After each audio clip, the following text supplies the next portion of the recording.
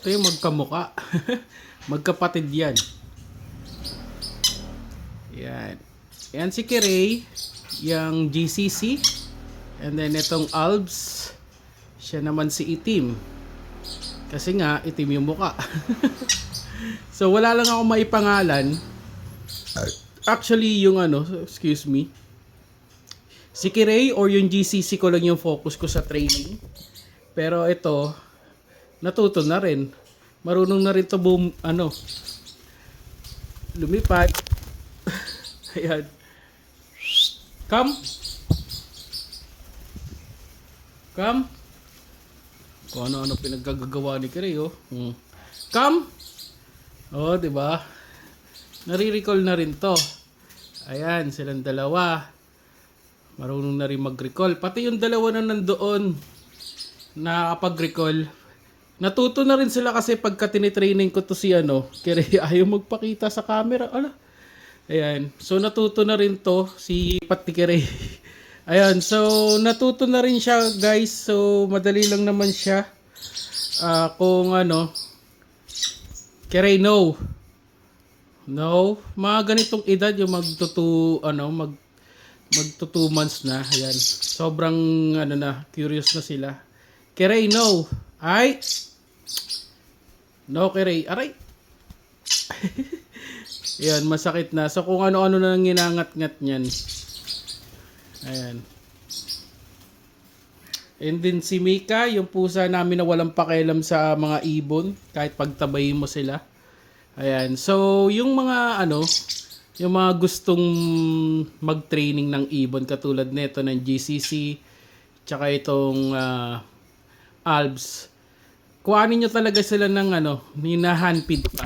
So yun, ulitin ko, kung gusto nyo talaga ma-train sila, kuhanin nyo sila ng yung nahandpid pa or yung bata pa. Kasi nga, mas madali pa silang turuan. And then ganyan, mababanding mo pa sila ng ganyan.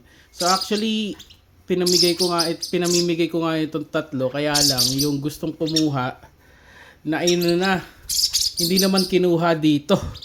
Kaya yun, yung natuto na rin sila, parang hindi ko na ma-let go kasi nga wala, napamahal na rin sa akin kasi ang focus ko lang talaga itong si Kirei, itong GCC. Pero itong 3 na to, since mababait na rin and then napalapit na rin sa akin, wala, kinip ko na sila. So gagawin ko, bibili lang ako ng isa pang kulungan na ganito para sa kanilang 3. Kasi nga, ewan ko, marami nagsasabi na mas bully daw yung mga ganito, yung mga Albs. Yan, ganyan. Kaysa dito. So, eto. Ayan, try natin ulit. Trip to trip ni Kirei yung case ng cellphone ko, kaya lipad ng lipad siya sa cellphone ko. Ewan ko, gusto niyang ngat-ngatin. Talang lumabo. Ayan. So, yan. Kahit kay Mika sila, ayan, walang pakialam yun si Mika sa mga ibon. Kahit pabayaan ko sila dyan, lapit ko sa kanila yan dyan. So, yun lang guys, yung sa mga tips ko.